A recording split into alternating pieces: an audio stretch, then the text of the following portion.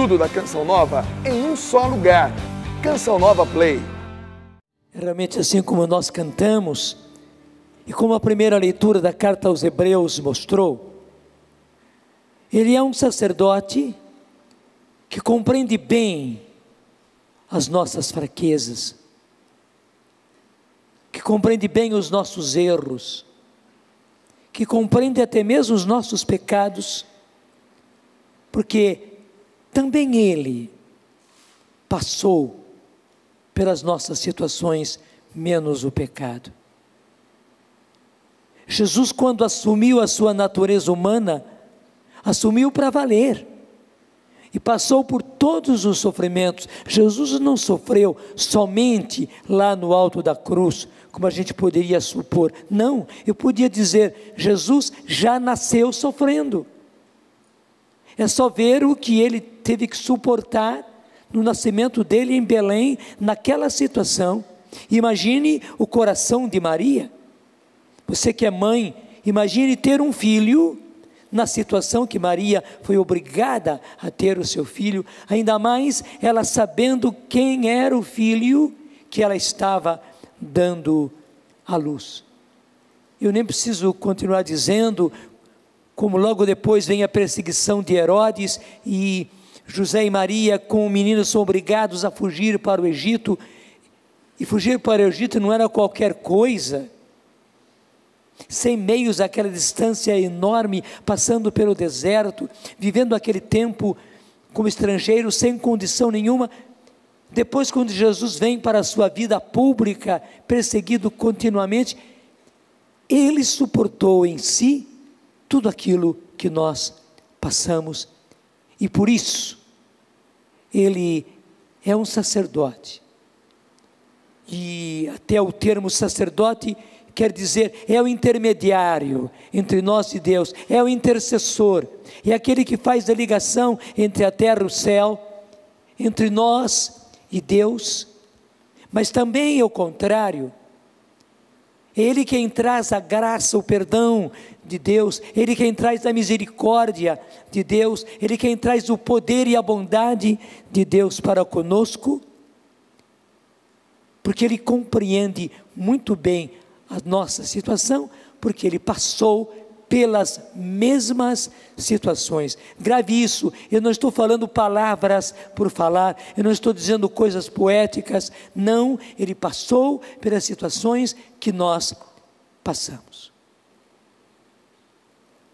E duvido que nós tenhamos sofrido o que Jesus sofreu.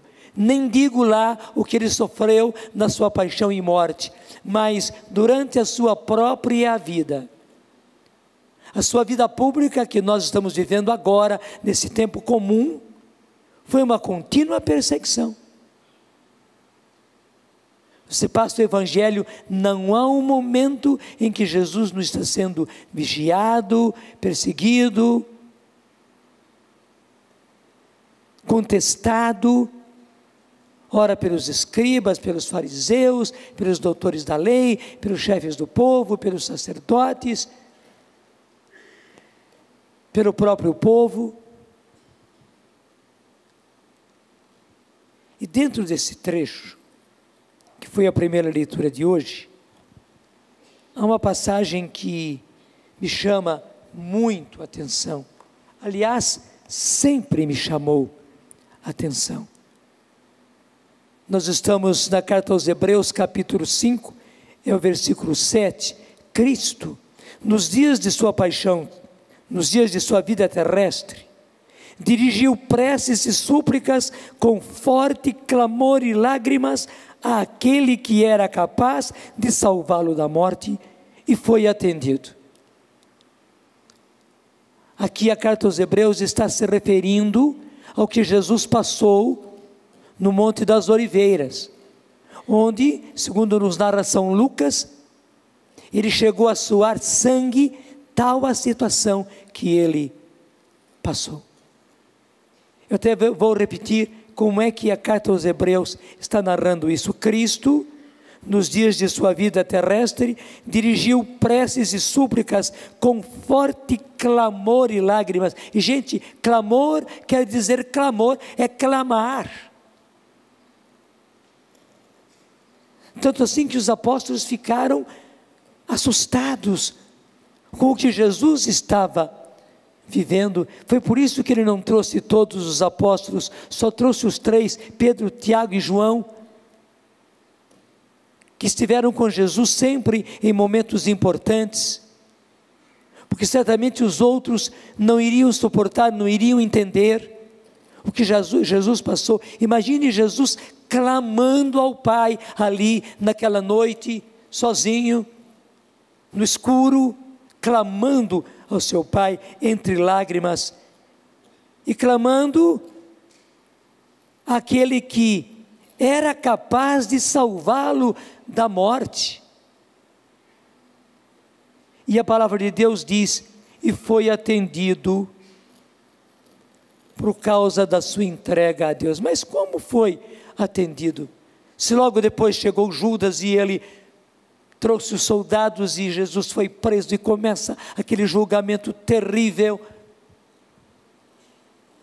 aquela noite pavorosa que Jesus passou, o seu próprio povo, o sumo sacerdote do seu povo, para o qual ele veio, condenou Jesus, justamente porque ele declarou que ele era o Messias, que ele era o Filho de Deus. O que eles esperaram, ele testemunhou, e por causa disso justamente ele foi condenado. Os suplícios que Jesus passou naquela noite, depois entregue ao governador romano, e nem preciso descrever o que ele passou lá no tribunal de Pilatos, a sua flagelação, a sua coroação de espinhos. Depois Jesus, que é condenado, que pega a cruz, que vai rumo ao Calvário, o que ele passa no Calvário, o que ele passa pregado na cruz, a sua morte. Mas como foi atendido por aquele que era capaz de salvá-lo da morte? O próprio texto explica no versículo 8: mesmo sendo filho, aprendeu o que significa obediência a Deus por aquilo que ele sofreu. Me impressiona essa frase. Ele aprendeu o que significa obediência. Ele aprendeu o que significa obediência, mesmo sendo filho, por aquilo que ele sofreu. E assim aprendeu o que é a obediência. Todos nós, e eu sou o primeiro a me incluir nisso, precisamos aprender muito ainda o que é obediência. Temos muito. Eu sei, não estou menosprezando o seu sofrimento, não. Talvez você sofra e sofra muito, mas a todos nós falta aprender muito, porque muitos de nós sofremos sim, mas sofremos reclamando, sofremos murmurando, sofremos falando para todo mundo, e nos preocupamos e nos angustiamos e nos desesperamos, e muitas vezes, justamente por causa disso, nós nos afastamos de Deus, nós não oramos mais, nós abandonamos a igreja, nós nos decepcionamos com Deus. Então isso não é mais ser filho, isso não é aprender a obedecer.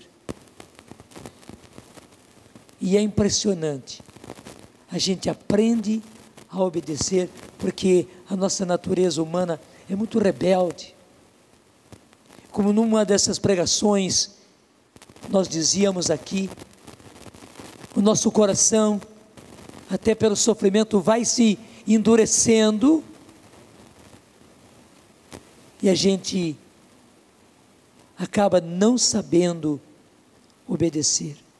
E se passa pelo sofrimento recalcitrando, reclamando, murmurando, xingando às vezes, blasfemando algumas vezes, decepcionando-nos com Deus, largando de tudo.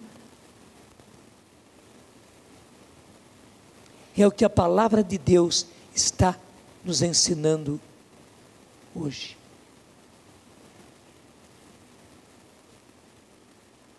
E veja, ele tinha dirigido preces e súplicas com forte clamor e lágrimas àquele que era capaz de salvá-lo da morte. E diz a palavra, e foi atendido. Só que passou por todos esses sofrimentos, mas como é que ele foi atendido?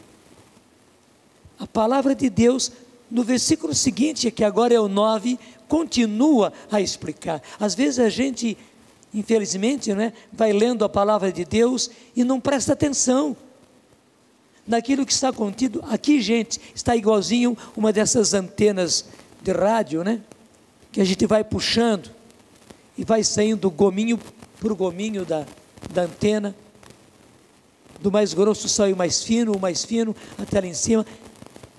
De um versículo está saindo outro.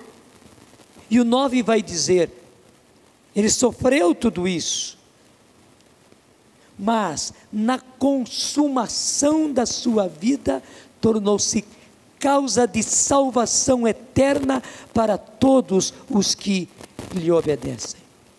Até essa palavra consumação de sua vida, é uma palavra que nós não usamos comumente, mas diz mais do que morte.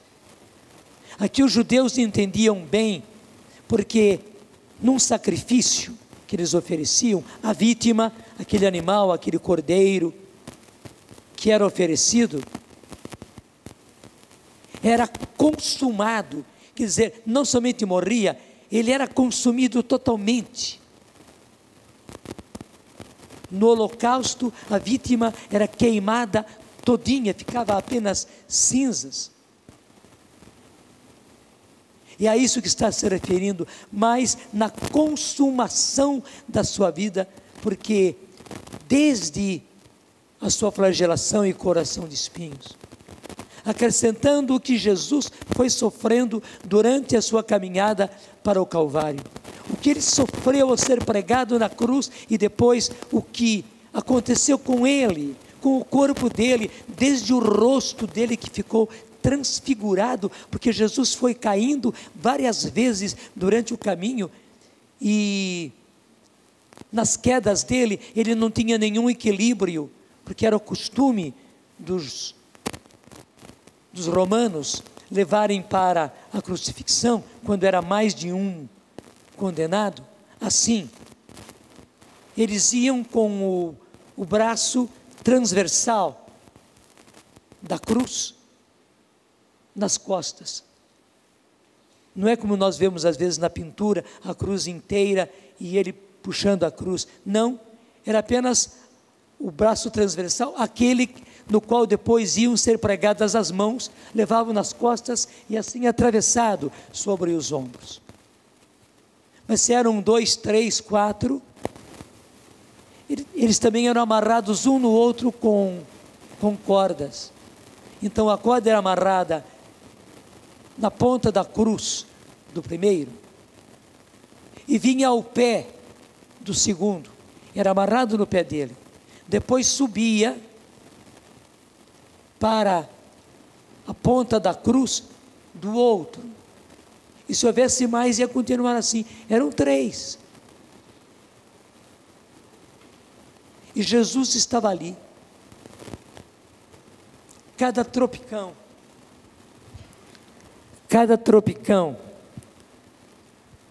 ou cada movimento mais brusco, ou até mesmo cada queda, porque era cheio de pedras aquele caminho, que o da frente enfrentava, no solavanco que dava,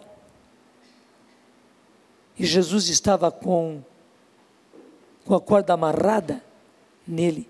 Jesus era jogado, Jesus era projetado no chão, e como ele estava com as mãos assim, segurando aquela haste, ele ia, de cara no chão. Tanto assim que o Santo Sudário mostra que um dos 2 olhos de Jesus ficou imprestável, ele como que se acabou, pelas quedas que ele foi tendo, e que justamente ele caía sempre do mesmo lado, por causa do puxão, do lado do repuxo, é que ele caía. Mas isso só para dizer uma das coisas. O nariz de Jesus, mostra o santo sudário, foi completamente quebrado, essa cartilagem toda do nariz, foi completamente quebrado, também por causa dessas quedas. Jesus chegou com o nariz naquela situação imprestável, era uma poça só de sangue, de inchaço. Isso só para começar.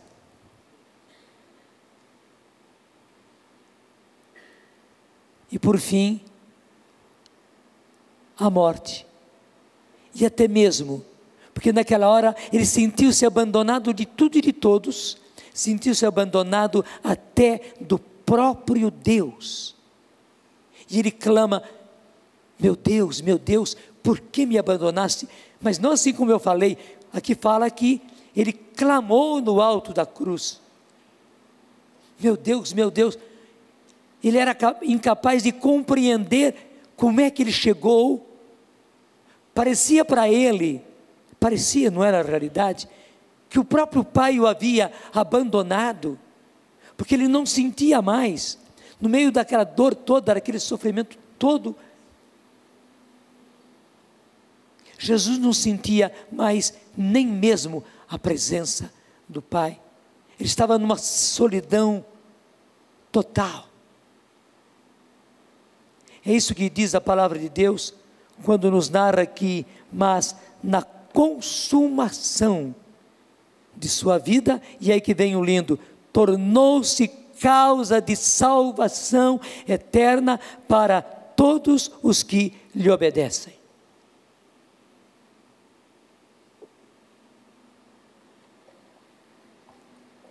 Como Jesus foi atendido?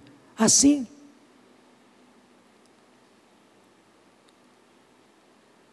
Ele veio e se dispôs a nos salvar. Se o Pai o salvasse quando ele pediu, como diz, aquele que era capaz de salvá-lo da morte, e o Pai era capaz mesmo. Se o Pai o salvasse da morte, nós não seríamos salvos. A salvação não teria acontecido. E aconteceu, gente. Nós somos salvos, e mais do que isso, as portas do céu estão abertas para nós. Basta apenas o quê? Basta nós obedecermos, como diz aqui. Mas na consumação da sua vida, tornou-se causa de salvação eterna. Portanto, somos salvos para sempre, sem nenhum risco, sem nenhum retorno, causa de salvação eterna para todos que lhe obedecem. Basta obedecer aos mandamentos de Deus, basta obedecer às inspirações de Deus, às inspirações do Espírito Santo, as orientações que Ele nos dá, os caminhos que Ele nos indica, e como Deus nos acompanha. Iremos sofrer? Iremos sofrer. E o Evangelho vai nos falar disso. Você se lembra? Estavam os discípulos de João jejuando e vieram reclamar. Por que é que os discípulos de Jesus não jejuavam? E Jesus respondeu: enquanto o noivo está com eles, eles podem jejuar. Mas vai chegar o tempo em que o noivo, e quem é o noivo? É Jesus. Mas quando o noivo for tirado do meio deles, então eles haverão de jejuar. Isso está dizendo que, claro, Jesus já nos foi retirado, porque o Pai o arrebatou e o levou para o céu, porque trataram assim o seu filho, o Pai o arrebatou, e ele está já lá no trono de Deus, aguardando a sua segunda vinda, com poder, com glória, para consumar a sua vitória. Mas nós ficamos neste vale de lágrimas. E esse jejum aqui de que fala a palavra quer dizer isso. Nós estamos num vale de lágrimas. E não tem gente como não sofrer. Não é que Deus queira que nós soframos, não. O vale de lágrimas em que nós estamos, nós não chegamos ainda à vida eterna, não chegamos à glória, não chegamos ao gozo, à felicidade eterna, não, como bem diz a Salve Rainha, estamos gemendo e chorando neste vale de lágrimas. E essa terra tornou-se, por causa do pecado original e por causa dos pecados, é só ver como é que anda a humanidade e é só ver como andam os mais próximos a nós. Dá uma olhadinha do que pessoas muito próximas a nós fizeram nesse final de semana. E se você não estava lá porque você estava aqui, você é bem capaz de calcular, porque o costume é esse, quantas coisas terríveis fizeram. E talvez seu marido, ou sua esposa, ou os dois juntos, ou seu pai, sua mãe.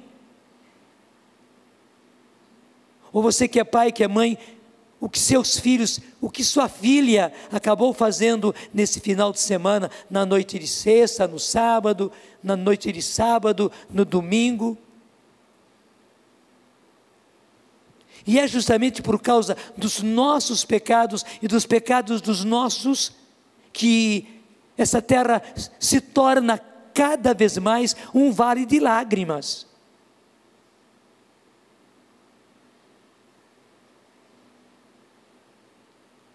Mas aí que está a grande verdade.